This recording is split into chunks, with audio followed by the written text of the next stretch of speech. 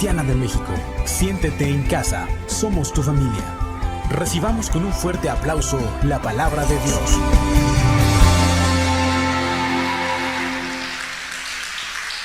Si ese aplauso es para el Espíritu Santo, creo que estuvo muy suave. Hay que dárselo fuerte, porque el Espíritu Santo se merece toda la adoración, amén, y toda la gloria.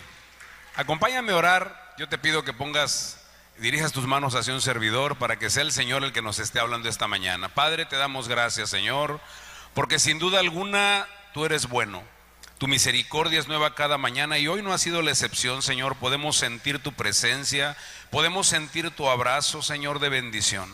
Te pedimos, bendito Padre, que tú nos estés hablando. Yo te pido, Padre bendito, que tu palabra fluya de mi boca con gracia, autoridad y poder, y que la bendición de esta palabra nos lleve a accionar en fe para poder vivir seguros aún en los tiempos difíciles, Señor. Te damos a ti la gloria y la honra en el nombre de Cristo Jesús, y el pueblo de Dios dice amén, amén, amén, amén.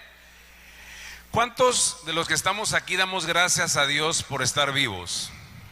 Amén. ¿Cuántos sabemos que tenemos una vida y eso es una bendición? ¿Verdad? Porque estamos vivos. Y mira, la palabra que vamos a compartir el día de hoy se titula Visión de los últimos tiempos. ¿Cómo? De los últimos tiempos. Y Salmo 90:12, Nueva Traducción Viviente, dice lo siguiente. Dice: enséñanos a entender la brevedad de la vida para que crezcamos en sabiduría.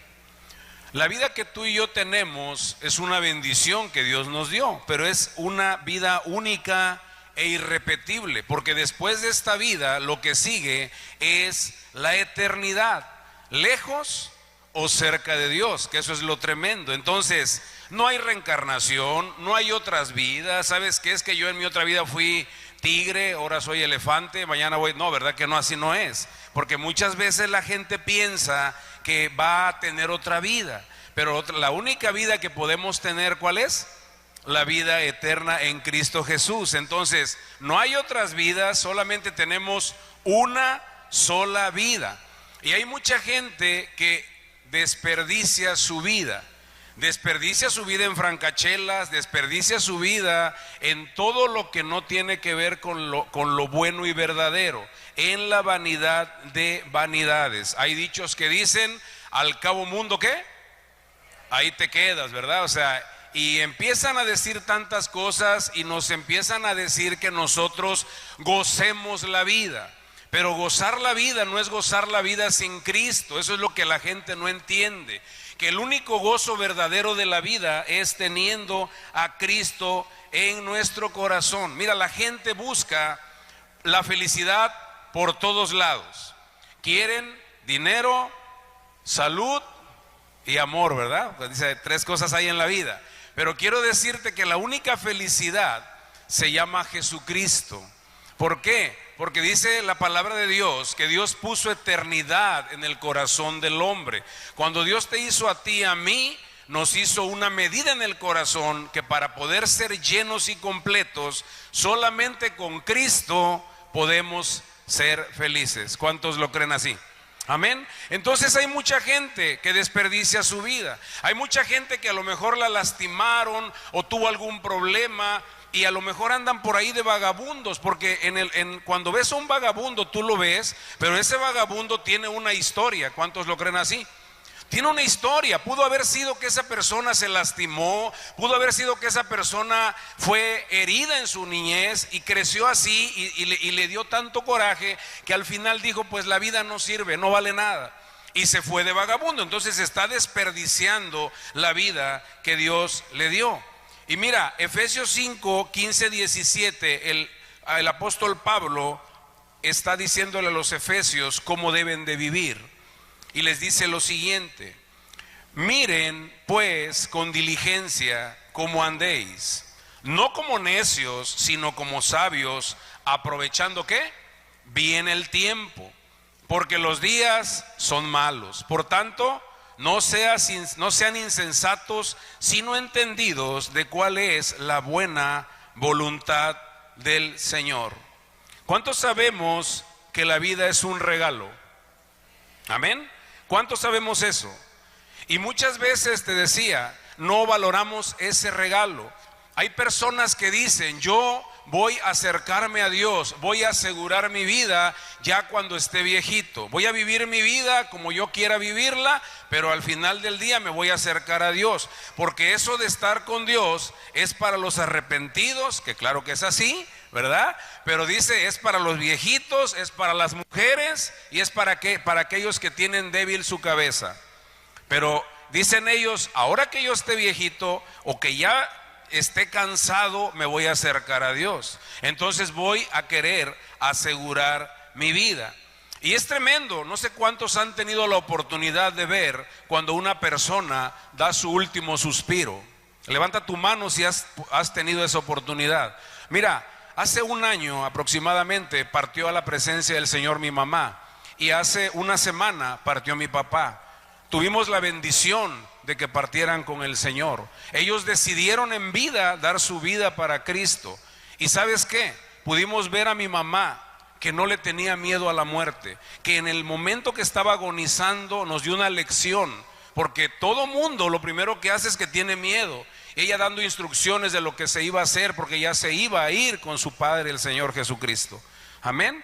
Y esta semana me llamaron a mi trabajo y me dijeron: tu papá está agonizando. Yo me fui a la casa. Cuando yo llego, veo a mi papá. Mi papá, Dios tuvo la misericordia de hacerlo dormir.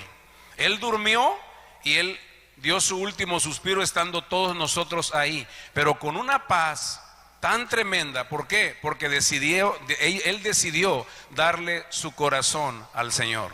Amén. Y cuando una persona no tiene a Cristo, pues no sabe a dónde va. Una persona, cuando inmediatamente le dicen que tiene una enfermedad o que tiene un problema y no tiene a Cristo, ¿qué es lo primero que viene? Terror, porque obviamente si te dicen a ti que tienes una enfermedad incurable, ¿qué es lo primero que se te viene a la mente? ¿Qué es lo primero? Porque dices, ¿sabes qué? Te da miedo porque dices: me voy a morir, ¿verdad? Pero cuando tú sabes que independientemente de que pues no queremos irnos tan rápido, ¿verdad? Hay por ahí un video que están cantando unas hermanas en una iglesia y le dicen a Señor, ven por nosotros, Señor, ven por nosotros. Y una de ellas dice: pero no tan pronto, Señor. O sea, la otra no quería, ¿verdad? No tan rápido, pues. O sea, sí, no le tengo miedo a la muerte, pero espérate tantito, ¿no? Dame chance siquiera que cumpla 120 años. Entonces, vemos nosotros que cuando parte una persona que va con Cristo, lo sabemos nosotros realmente. Pero digo, la persona de ver la paz que está teniendo es lo tremendo. Porque dices: qué maravilloso, porque decidió dar la vida, decidió darle su vida. Y es importante que entendamos que la vida que vamos a vivir aquí, tarde que temprano vamos a comparecer delante de nuestro Señor, de nuestro Creador. O sea, nadie se va a ir sin pagar, todo mundo va a comparecer allá. Entonces, ¿qué es importante? Entender y ver la manera de que nuestra vida tenga razón, y que nosotros, lo que nosotros hayamos hecho en esta vida sea de bendición. ¿Qué hicimos nosotros con la gente que dio su vida para estar con nosotros? Independientemente de que Dios nos haya dado a nuestra esposa o a nuestros hijos, ellos están dando su vida por nosotros también.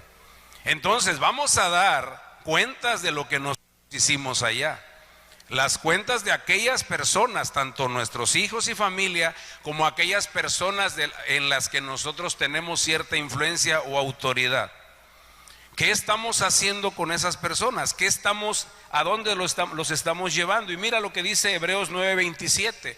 Dice la palabra, voy a ir un poco rapidito por cuestión de tiempo, que está establecido a los hombres que mueran una sola vez y después el juicio, ¿sí? Entonces vamos a comparecer delante del Señor, pero lo importante que tú y yo podemos hacer en este mundo con nuestra vida es afirmarnos en el Señor, pero también florecer. Y hay un versículo en el Salmo 92, 12 al 15 que dice lo siguiente.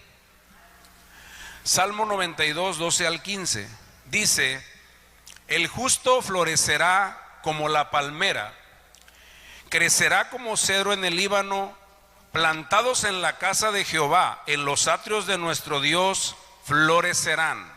Aún en la vejez fructificarán, estarán vigorosos y verdes, para anunciar que Jehová, mi fortaleza, es recto y que en él no hay injusticia.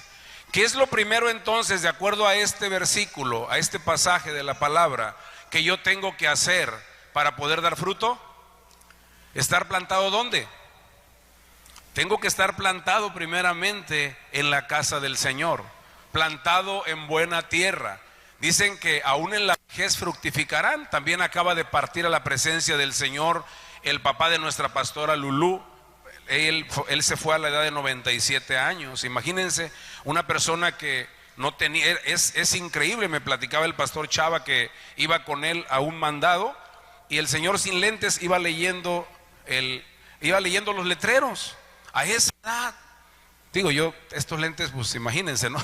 Realmente a veces uno dice, yo quisiera ver también así, ¿no? Pero aparte creo que no tenía ni diabetes, no tenía ninguna comorbilidad, dicen los médicos. O sea, estaba sano. Aún en los tiempos va a ¿qué? Va a fructificar. Entonces, ¿qué es lo que tenemos que hacer tú y yo? Primeramente tenemos que estar plantados, lo que estamos haciendo, en la casa del Señor, para que así podamos fructificar. Y también la gente que está que está a nuestro cargo o a quienes estamos influenciando también fructifique. ¿Cómo le puedo hacer para que fructifiquen mis hijos? Muchas veces hacemos eso. Es que yo no sé por qué mi hijo se porta mal. Yo no sé por qué mi hijo tiene mala conducta. Yo no sé por qué mi hijo hace las cosas mal. Yo no sé por qué este chamaco le salen sapos, tepocatas y culebras de la boca, ¿verdad?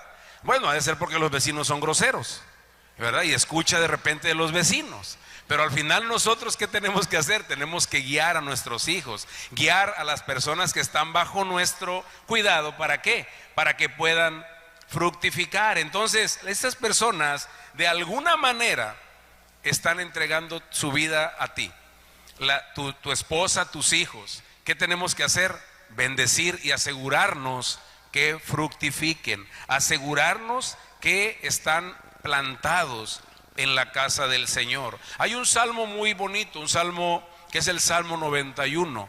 Ese salmo es un salmo que en tiempo de guerra, en tiempo de problemas, es una bendición. Pero recuerden, el Salmo 91 dice: el que habita al abrigo del Altísimo. Y ya de ahí vienen una serie de bendiciones y protecciones, pero no dice el que visita, ¿verdad?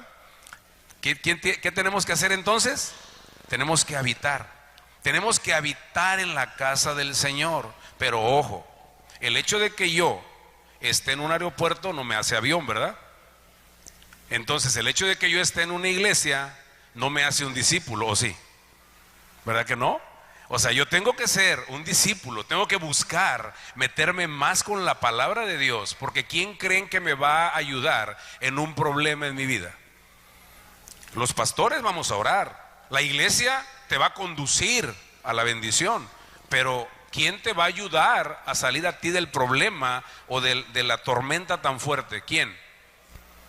Dios, el Espíritu Santo. Pero si yo no sé lo que el Espíritu Santo me está diciendo a través de la palabra, ¿cómo le hago? Tengo que meterme a escuchar la palabra, conocer la palabra para entonces fructificar y entonces que mi vida sea una vida de poder en el Señor. Entonces el Señor nos dio un regalo, que es la vida, es una oportunidad que Dios nos está dando. ¿Qué hacemos entonces con esta vida que tenemos? ¿Qué hemos hecho con esa vida? ¿Sí? Salmos 90:10 dice lo siguiente: por muy sanos que podamos estar, creo que por ahí vi el otro día que un monje vivió 147 años, algo así. Pero lo ves, creo que está vivo aún y parece una calavera. Realmente no es fácil vivir así, porque no está establecido. La palabra lo dice 70 son los años que se nos conceden. Algunos incluso llegan a 80, sabemos que hay unos que llegan a más, pero hasta los mejores años se llenan de dolor y de problemas. Pronto desaparecen y volamos. ¿Qué es eso entonces? ¿Cómo quiero llegar al final de mi vida? ¿Con gratitud o con remordimiento. Yo le preguntaba a mi suegro, oiga suegro, usted tenía 80 años ya, ¿cómo sintió usted que pasaron esos años? Híjoles, la verdad dice que ni me acuerdo cómo pasaron, pero ya están encima. Sí, o sea, qué tremendo, ¿verdad? Claro, mi suegro era guaquero, dicen allá para la sabana, le gustaba la guaca, y él decía que él estaba arrepentido ya, porque yo le decía que se arrepintiera. Decía, ya estoy arrepentidísimo de hace años. Sí, pero bueno, al final del día es importante que nosotros terminemos nuestra vida con una paz de gratitud y no con un remordimiento de decir por qué no hice lo que tenía que hacer. Ahora, todos aquí somos unos bendecidos, amén. ¿Cuántos reconocen que son bendecidos? Date un aplauso.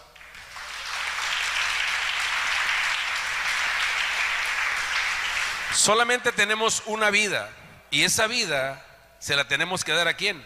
Se la tenemos que dar a Cristo. El problema es que muchas veces la gente piensa que darle su vida a Cristo es ser religioso, es tener una religión. El día de ayer cenábamos con unas personas que me dijeron lo que ellos sabían de Jesús, ya sabrán, y empezaron a platicar, pero yo les decía que lo importante era conocer a Cristo.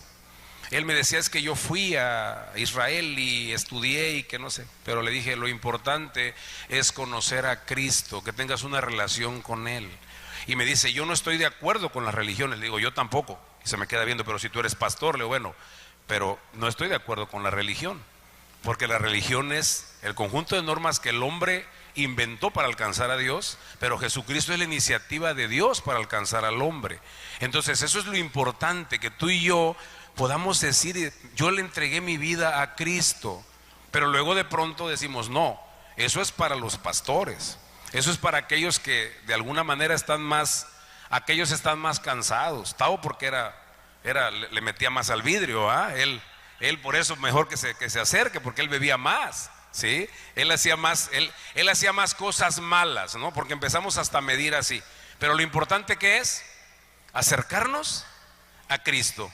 Y quiero decirte que cuando tú y yo tenemos una relación con Cristo, la religión se hace a un lado. El problema es que hay dos maneras de vivir el cristianismo. ¿Sí las sabías? En libertad y con cargas. Entonces, de ti depende si vives en libertad. ¿Quién crees que te da libertad? Dice la palabra que donde está el Espíritu de Dios, ahí hay libertad. Y dice la palabra en el mero original que donde está el Espíritu de Dios gobernando, ahí hay libertad. ¿Te gobierna el Espíritu Santo? Amén. Decía la persona, estábamos en torno a una mesa y decía, oye, ¿y tú tomas alcohol? Le dije, no, solo me lo froto. No, pero me dice, oye, solo me lo froto. Y luego para los dolores le pongo aparte unas hierbitas que la conocen ahí como... No, pero le digo, no, brother, o sea, él estaba como espantado porque decía que él ha convivido con pastores que llegan y si ven una cerveza, haz de cuenta que ven al diablo.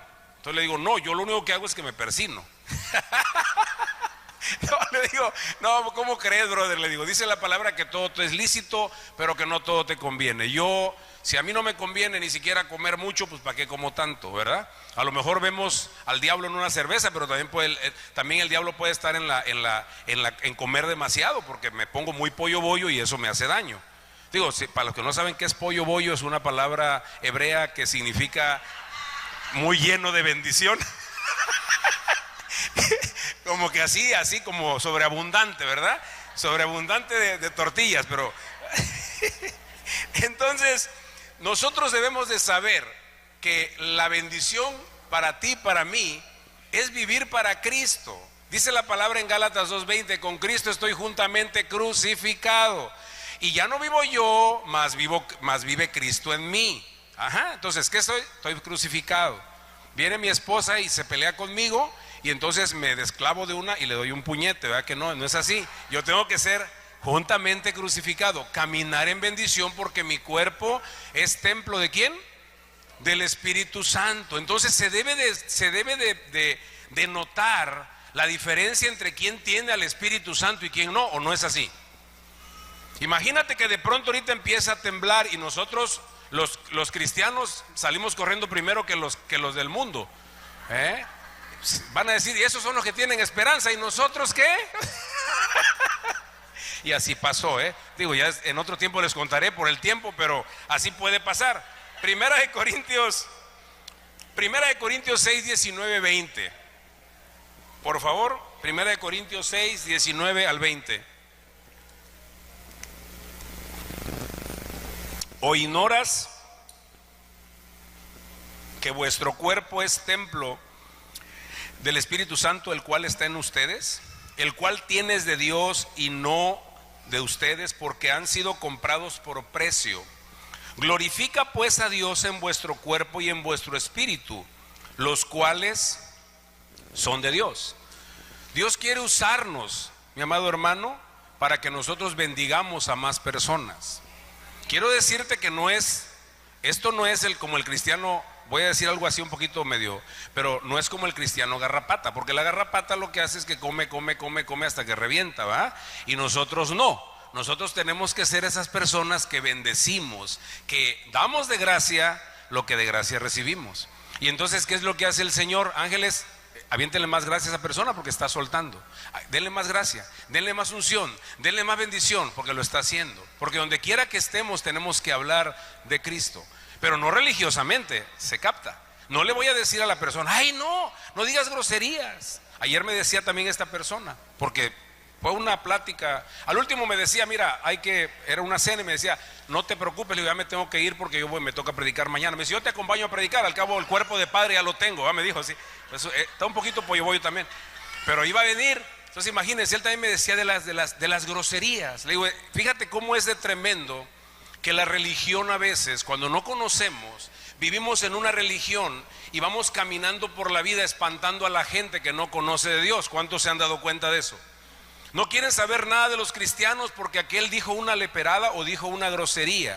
Y quiero decirte que la palabra de Dios dice en Mateo que de toda palabra ociosa que digamos vamos a dar cuenta. Pero ociosa no significa una grosería, porque hay groserías que aquí son groserías para los occidentales, pero para el otro lado del continente no son groserías. Entonces, al llegar allá, ¿cómo le vamos a hacer? Ahí tenemos un problema. Aquel era lépero, sí, pero en su tierra, porque aquí no, ¿verdad? Ni que fuera el Spiderman. Pero bueno, realmente rela iglesia, rela, dicen rela mopris, así dicen aquellos. Pero bueno, hay que caminar con responsabilidad, ¿sí? Hay que hacer las cosas con responsabilidad y bendición. ¿Por qué? Porque fíjense, pasamos de etapas en la vida. ¿Cuántos sabemos eso? Si tú y yo estamos plantados en la casa de Dios y de pronto tenemos problemas, empezamos a tener una herida. Dicen los psicólogos cerrar ciclos. Para que yo pueda pasar a la siguiente temporada, ¿qué tengo que hacer? Tengo que cerrar ese ciclo, no caminar o llegar a esa temporada con el mismo problema o arrastrando el mismo problema. Y eso pasa no solamente en nuestra vida, en todas nuestras relaciones, pasa en todas las cosas que hagamos y aún en la iglesia. A veces digo, me voy de la iglesia porque el pastor no me saludó. Y el pastor a lo mejor no te vio, no, pero no, yo vi que me vio y es malote el pastor, ¿verdad? Y no me saludó y ya me voy y voy enojado. Y luego le preguntas a otro brother y a lo mejor el otro te dice, o alguien de afuera, pues esos de por sí son chocantes. Y ya te lastimaste y te vas a otra iglesia, lastimado, Yo estoy diciendo que cada quien es libre de hacer lo que quiera, pero lastimado no puedes caminar. O a ver, una persona que se lastima, yo te pregunto, si ahorita se poncha tu llanta de tu carro, ¿a poco llegarás lejos? Eso es lo que pasa con una ofensa. Pero nosotros a veces queremos hacer eso. Ahora, es importante que para que podamos tener autoridad, debemos tener responsabilidad. Porque autoridad sin responsabilidad es mediocridad. ¿Se capta? Entonces yo tengo que tener la autoridad, yo tengo que entender que pase lo que pase está mi autoridad. Los pastores, los hermanos, mi esposa, la demás gente comete errores o no, ¿verdad que sí? Pero tú y yo cometemos errores, claro, ¿verdad? O sea, somos casi perfectos, pero no tanto, ¿verdad? O sea, de repente la regamos. Entonces, cuando hacemos eso, caminamos con misericordia. Entendemos que si yo fallo, pues ¿por qué voy a enojarme tanto con lo que hizo la otra persona? Hace ratito se me cayó mi café, o sea, tumbé el café. Y recordábamos, porque dice mi esposa, dijera mi abuelita, parece que tienes manos de gelatina. Le digo, sí pues, pero que dijera Cristo, ¿sí? Hay que defenderse, ¿verdad? O sea, si no, teníamos que apelar. Entonces le digo, sí, dale un aplauso al Señor, porque Él no me juzgó por mi café. Es tremendo entonces saber que Dios quiere que tú y yo crezcamos. Tú y yo tenemos una vida, recibimos a Cristo en nuestro corazón, somos bendecidos. ¿Cuántos lo dicen? ¿Cuántos lo creen? Amén. Pero también tenemos que crecer. No tenemos que quedarnos como estamos. Ojo, Dios nos ama, ¿eh? Si llegamos allá arriba con 6, de todos modos Dios nos ama. Si llegamos con un 3, Dios nos ama. Si llegamos, pero Dios nos está amando. Pero ¿a quién le conviene vivir creciendo en este mundo? ¿A quién le conviene aplicar y crecer en el propósito que Dios le dio para esta tierra? ¿A quién le conviene? ¿A Dios o a mí?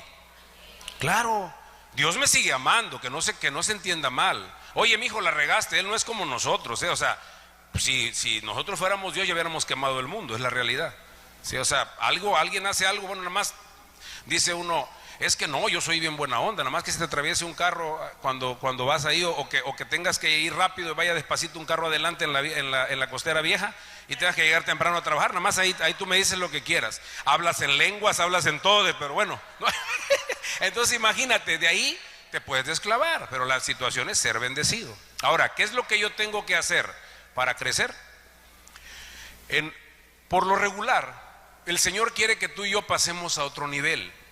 Y hay una palabra en la Escritura, ya me voy a poner un poquito así porque ya tengo el tiempo muy cortado, pero hay una palabra donde el Señor Jesucristo le dice a sus discípulos, oigan, pasemos al otro lado, ¿sí? O sea, nosotros vamos a ver así, pasemos al otro nivel. Pero ¿qué pasó en ese nivel, en ese trance de llegar al otro nivel? Se levantó una gran tormenta. Eso es lo que pasa tanto en lo secular como en lo espiritual. Tenemos que tener un proceso. ¿Qué tienes que hacer para tener una maestría? Estudiar y machetearle, ¿verdad? Sí, porque bueno, a menos que la saques en Maizoro, pero bueno, o en Santo Domingo, pero tienes que estudiar, es un proceso. Pero ahora, ¿cómo es el proceso espiritual? Es un proceso difícil, porque te va a llevar al otro nivel. ¿Con quién se iba a enfrentar? Ellos, después de pasar por esa tormenta, llegaron a la región de Gadara, y ahí se encontraron con un malandrín de malandrines, pues, no era cualquier sicario, era un endemoniado tremendo que rompía cadenas, para que ellos pudieran liberar a ese hombre, para que el Señor Jesucristo lo hizo, pero ellos venían con él, tenían que aprender ese nivel. Ahora, en una ocasión, el Señor Jesucristo les preguntó, ¿quiénes dicen los hombres que yo soy?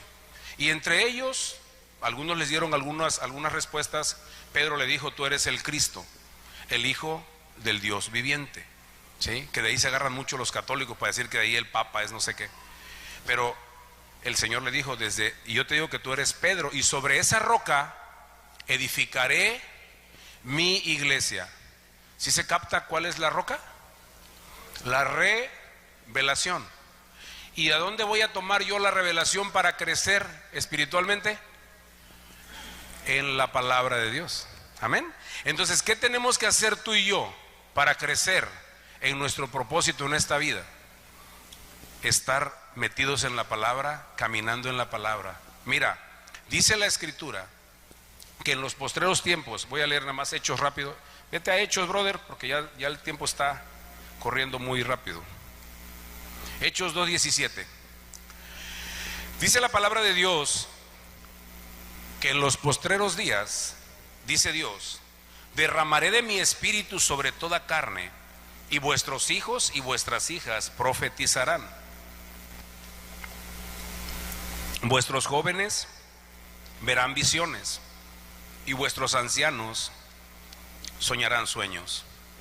Esa es una profecía que se cumplió en el Pentecostés. Se derramó el Espíritu Santo. Ahora, el derramar no quiere decir gotear, ¿verdad? Derramaré mi espíritu sobre toda carne. ¿Qué es lo que está pasando en este tiempo post pandemia?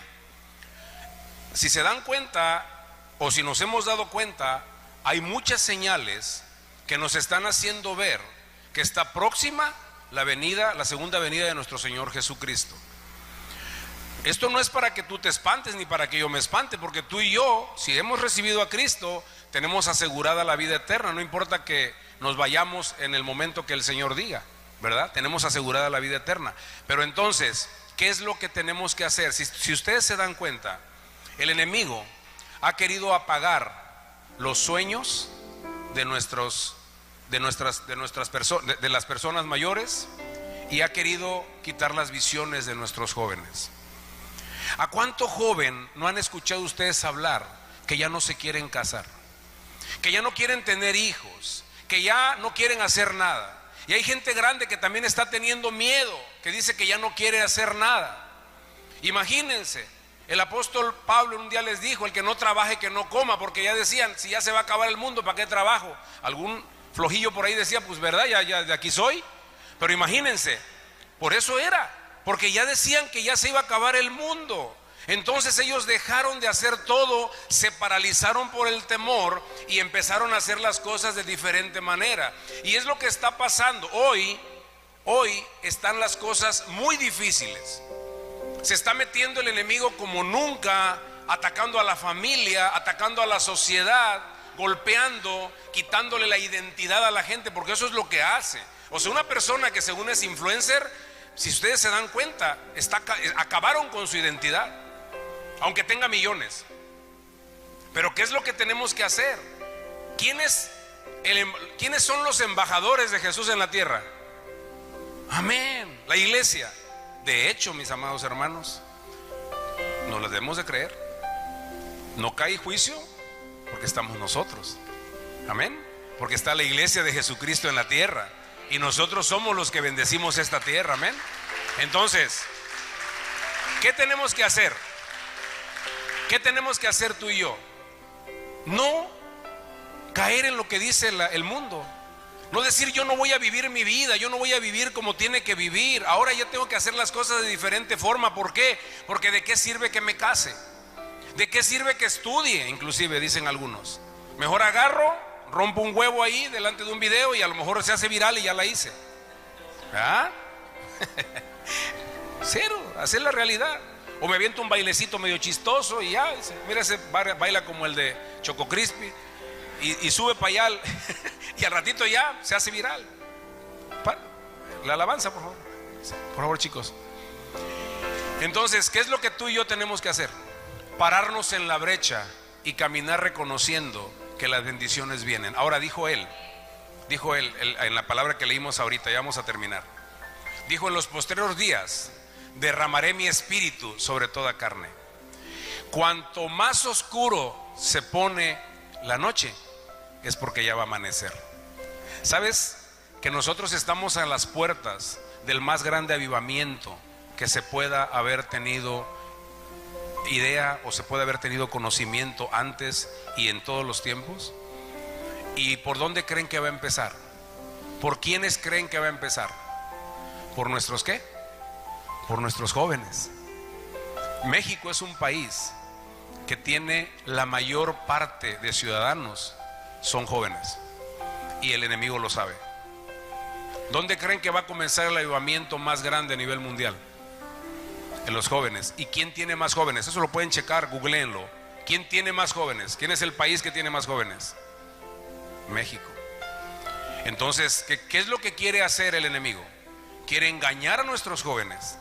Pero tú y yo, precisamente sabiendo que tenemos una vida y que nuestra vida tiene un propósito definido y que hemos crecido en la palabra de Dios y vamos creciendo, tenemos que dar semillas a nuestros jóvenes que los impulsen para poder alcanzar ese propósito de bendición que es ser bendecidos en esta tierra. Amén. Y aquí tenemos jóvenes que son pastores, que son profetas, que son evangelistas, maestros y apóstoles también. Así va a ser. Amén. Entonces, ¿qué es lo que tenemos que hacer tú y yo? La palabra nos da una fórmula y con eso terminamos. Espérate tú. Hay una fórmula que nosotros tenemos que tomar en cuenta. Josué 1 del 8 al 9. Nosotros estamos en la iglesia, pero tenemos que ser fortalecidos en la palabra de Dios y caminar en la palabra de Dios. ¿Para qué? Para poder alcanzar, como les decía, ese propósito de ser bendecidos en esta tierra para bendecir. Y dice la escritura así: ¿qué es lo que tú y yo tenemos que hacer en estos últimos tiempos? ¿Qué es lo que tú y yo tenemos que hacer ante los ataques del enemigo? ¿Qué es lo que tú y yo tenemos que hacer para ser prosperados? Dice aquí la palabra. Repítelo conmigo, léelo conmigo, por favor. Vamos. Estudia constantemente este libro de instrucción. Medita en él de día y de noche para asegurarte de obedecer todo lo que ahí está escrito. Solamente entonces prosperarás y te irá bien en todo lo que hagas. Mi mandato es: sé fuerte y valiente. No tengas miedo ni te desanimes, porque el Señor tu Dios está contigo donde quiera que vayas. Amén. Dale un aplauso al Señor y ponte de pie, por favor. Fíjate qué tremendo. ¿Qué tenemos que hacer? Lo tenemos en la palabra. Dios nunca va a dejar que su palabra regrese vacía. Entonces, cuando tú y yo meditemos en la palabra y hagamos lo que dice la palabra, entonces lo que hagamos va a prosperar. Y luego dice, nos da un mandato, que eso fue lo tremendo también. Nos dio un mandato ahí. ¿Qué es lo que dice? Te mando. Después de haberme fortalecido en la palabra, Dios nunca te va a decir algo que no te haya dado primero. Te dijo, fortalécete en la palabra. Y ahora sí, ya fortalecido, te mando: sé fuerte, sé valiente. No tengas miedo de los últimos tiempos. No tengas miedo de que te digan que se van a caer las estrellas, que va a hacer erupción el Popo, que va a ser lo que venga. No tengas miedo de nada, porque tú eres la esperanza de este mundo. Tú eres la esperanza enviada del cielo para esta tierra. ¿Cuántos lo creen así? Amén. Y dice, porque el Señor tu Dios está contigo, y esta promesa llévatela en tu corazón y en tu mente y átala a tu cuello. El Señor tu Dios está contigo donde quiera que tú vayas. Amén. Pon la mano en tu corazón y vamos a orar. Padre, te damos gracias, Señor. Gracias porque sin duda alguna tú nos amas en gran manera, Señor. Gracias porque nos estás acompañando en cada temporada de nuestra vida. Y hoy, Dios bendito, podemos sentir, hoy nos vamos fortalecidos. Tu iglesia se levanta, Padre, se levanta para fructificar y para poder ser semillas de bendición para las nuevas generaciones, Padre. Gracias te damos en esta hora, bendito Dios, porque tú eres nuestro Dios, Señor. Tomamos la palabra, atesoramos la palabra en nuestro corazón, bendito Dios, y declaramos que nos paramos de frente ante cualquier circunstancia y situación, porque sabemos que te tenemos a ti, bendito Dios, y somos nosotros hijos del Dios viviente. Te damos a ti las gracias, Jesús, porque nosotros apelamos a ti y sabemos que tú estás con nosotros. En el nombre poderoso de Cristo Jesús, y el pueblo de Dios dice amén, amén y amén.